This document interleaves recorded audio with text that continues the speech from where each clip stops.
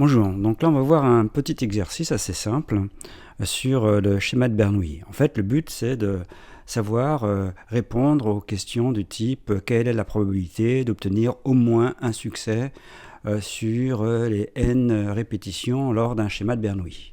Donc l'exemple est le suivant, on a un jeu où on lance une pièce une première fois, si c'est face, on perd. Et c'est terminé. Sinon, si c'est pile, on relance la pièce. Et si c'est face, on perd, c'est terminé. Et si c'est pile, on relance une troisième fois la pièce. Et si c'est face, on perd. Et donc, si c'est pile, c'est à ce moment-là qu'on gagne. Bon, c'est assez simple. On a déjà vu ça dans une autre vidéo. Donc, j'appelle G la probabilité de gagner. À l'issue de ce jeu, quelle est la probabilité de gagner? Eh bien, ce qu'on fait, puisqu'on lance une pièce, on va faire un arbre. Face, ici pile, face,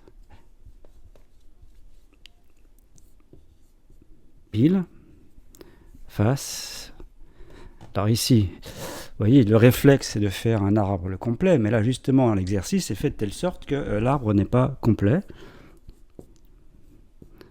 C'est tout l'intérêt des arbres, on n'a pas forcément d'arbre complet, c'est possible, dans un schéma de Bernoulli c'est complet, dans mon cas c'est pas complet. Donc on gagne uniquement ici.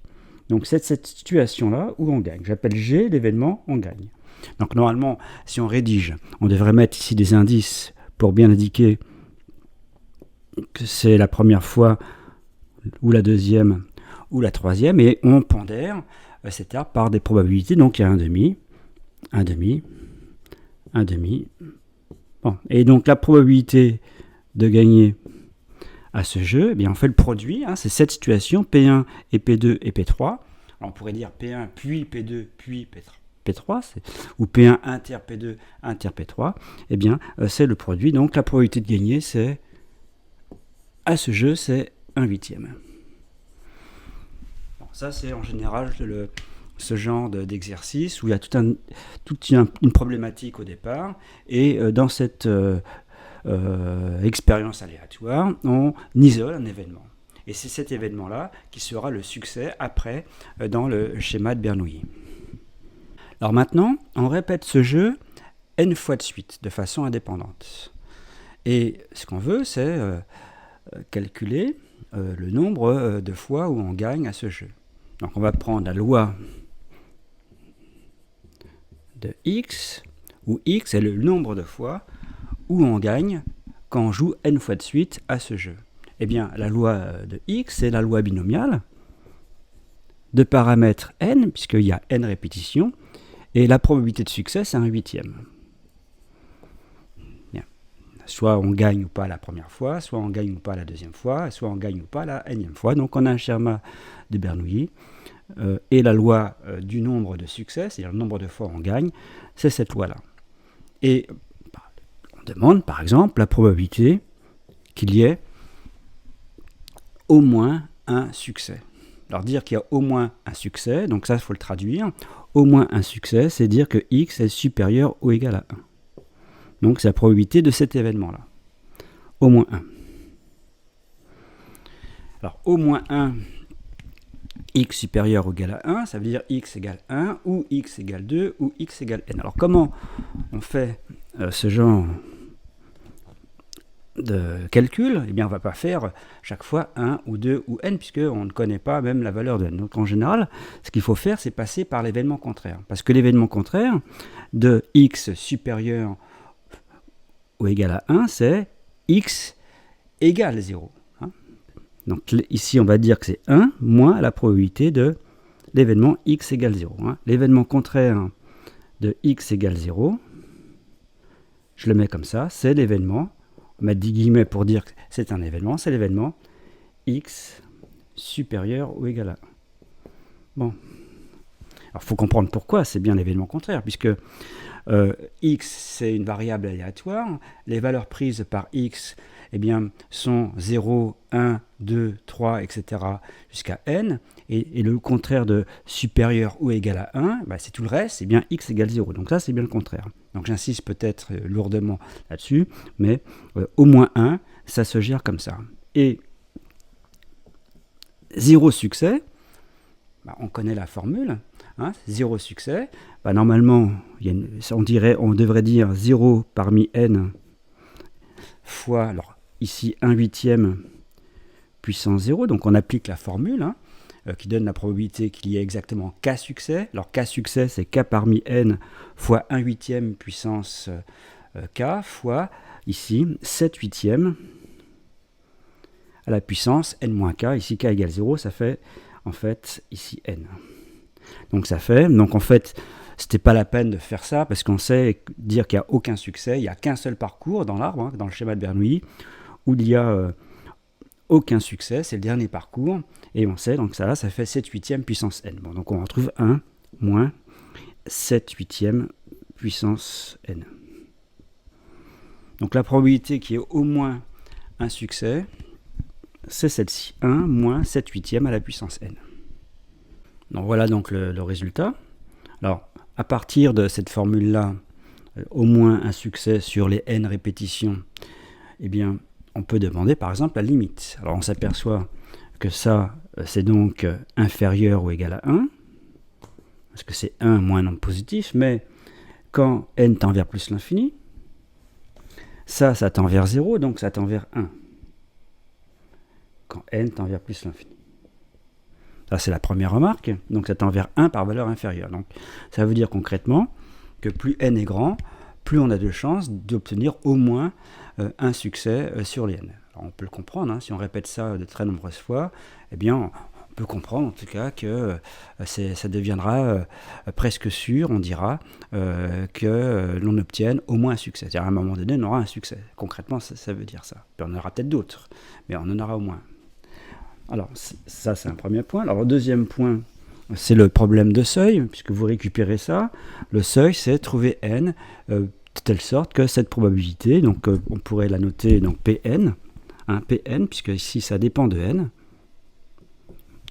Par exemple, comme ça tend vers 1 par valeur inférieure, donc ça va dépasser, par exemple, 0,99.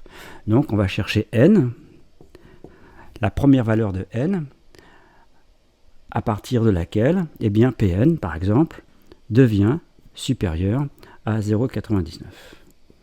Alors, on pourrait démontrer que cette suite-là, elle est en fait croissante et elle converge vers 1. Donc, à un moment donné, ça dépassera n'importe quelle valeur aussi proche de 1 et inférieure à 1. Par exemple, ça dépassera cette valeur-là. Alors, comment on fait? Ça, on l'a déjà vu. On remplace, ça fait 1 moins 7/8 à la puissance n supérieure à 0,99. Ensuite, on transpose tout, ça fait 7/8 puissance n inférieure, puisque j'ai transposé ça, puis je transpose ça, donc ça fait 0,01. Et ensuite, on passe au log. Donc je vais effacer et on passe au log. Donc en passant au log, ça fait n log de 7/8 inférieur à log de 0,01. Hein, je vous rappelle qu'on passe au log dans une inégalité, on ne change pas le sens parce que la fonction log est strictement croissante sur 0 plus infini. Puis après, il faut diviser par ça. Donc n, alors ici, quand on divise ici par un log, le log il peut être négatif. C'est le cas puisque 7/8 est plus petit que 1. Donc là, il faut faire attention. Donc ça fait n supérieur ou égal à log de 0,01 divisé par log de 7/8. Bon, c'est ce qu'on appelle un seuil. Donc vous voyez bien, d'ailleurs, on a la réponse. Hein, c'est n supérieur ou égal à ça. Donc ça sera à partir d'une certaine valeur de n, eh bien, Pn deviendra supérieur à 0,99. Donc il reste à calculer ce nombre-là avec la calculatrice, ce que je vais faire. Donc voilà, on obtient ce nombre-là avec la calculatrice. Donc c'est n supérieur ou égal à 34,4. Donc c'est n supérieur ou égal à 35. Donc on dira, on fera une petite phrase, à partir de n égale 35, eh bien Pn est supérieur à 0,99. C'est-à-dire que pour avoir 99% de chance d'obtenir, de gagner au moins une fois à ce jeu, il faut jouer au moins 35 fois. Voilà ce que ça veut dire concrètement. Alors on pourrait compliquer un petit peu. Alors si on avait dit O plus 1, c'est-à-dire x ça serait x inférieur ou égal à 1. Alors comment on fait x inférieur ou égal à 1? Là, on fait x égale 0 ou x égale 1. Là, c'est évidemment direct. Hein. Donc si c'était O plus 1, x inférieur ou égal à 1, on ne passe pas par l'événement contraire, on traduit par x égale 0 ou x égale 1. Donc ça, et la probabilité ici, donc on fait la somme des probabilités. Donc la probabilité de ça, x égale 0, donc 0 succès, on l'a déjà fait. Un 0 succès, c'était 7/8 puissance n, plus, donc pour avoir la probabilité de ça, si on passe aux probabilités, plus la probabilité d'obtenir un succès. Donc un succès sur les n, c'est 1 parmi n, fois ici, donc 7/8, 1/8 puissance 1, fois 7/8 à la puissance n-1. Donc ça, c'est la probabilité que x, il y ait au plus un succès. Donc au plus un succès, on fait x égale 0 ou x égale 1, c'est direct. Au moins un succès, c'est x supérieur ou égal à 1, et dans ce cas-là, on passe par l'événement contraire. Alors regardez ici, si j'avais dit au plus un succès, hein, c'est-à-dire 0 succès ou 1 succès, donc on fait comme ça, et là ça devient beaucoup plus difficile pour un seuil, hein, parce que ça donnerait quoi cette probabilité? Donc si je l'écris ici, donc voilà ce qu'on obtient ici pour la probabilité d'avoir au plus un succès, c'est-à-dire 1 succès ou 0 succès sur les n. Eh bien voilà cette probabilité. Alors déjà, vous voyez, on est embêté, hein, parce que si on veut déjà la limite, en plus l'infini, bon ça tend vers 0, parce que 7/8, c'est entre moins 1 et 1. Ici c'est strictement entre 0 et 1. Donc ça aussi ça tend vers 0, mais ça tend vers l'infini. Donc là, infini fois 0, vous avez une forme indéterminée. Alors, il y a des phrases qu'il ne faut peut-être pas confondre, c'est du français. O plus 1, quand on dit O plus 1, c'est 0 ou 1. Quand on dit au moins 1, eh bien c'est à partir de 1, c'est 1 ou plus. On pourrait dire moins de 1. Moins de 1. Alors en général, quand on dit moins de 1, c'est 1, c'est pas compris, donc ce serait que 0. Bon, etc. Donc il faut faire attention, c'est du français, il faut traduire des phrases écrites en français par en fait des événements x supérieur, x inférieur, alors ou égal ou strictement. Si ça vous intéresse, je peux vous parler de ça juste après. Hein. Donc sinon c'est pas la peine, c'est terminé. Alors ce qu'on avait en fait, si je remplace x par n, on avait quelque chose de cette forme-là. Hein. Puisque ici il y avait 8/7 à la puissance ici n-1, donc a c'est 8/7. Et ici, donc, j'ai mis a de façon qu'il y ait ici a puissance n. Donc ici, vous voyez bien, j'ai le a puissance x-1, j'ai le x en haut et j'ai le 8. En fait, c'est comme ça, j'écris ce que j'avais tout à l'heure, c'était n sur 8. Ici, donc le n, c'est qui joue de x ici, fois, on avait donc 1 sur 8/7 à la puissance n-1. Donc ça, je l'ai réécrit comme ça, avec a égale 8/7. Donc ça, c'est le premier point, donc je l'efface. Et j'utilise en fait, donc le a sur 8, je l'enlève, puisqu'en fait, il ne nous gêne pas du tout pour la limite, puisque ici, a c'est 8/7, donc je l'enlève. Et j'utilise une propriété qui est celle-ci. En fait, c'est une formule qui donne a puissance x, qui n'est pas au programme, mais a puissance x est exponentielle de x log de a, pour a strictement positif. Donc ça, c'est général. Ça définit n'importe quelle puissance d'un entier, d'un réel, grâce à la fonction exponentielle. Ici, a, c'est 8/7. Donc je l'écris. Ici, ça fait x sur a puissance x et x sur exponentielle de x log de a. Et ça, je l'écris comme ça. C'est égal à x log de a. Donc, en fait, je vais multiplier ici par log de a, et donc je vais diviser par log de a. Vous allez voir pourquoi. Ça fait exponentielle de x log de a fois 1 sur log de a.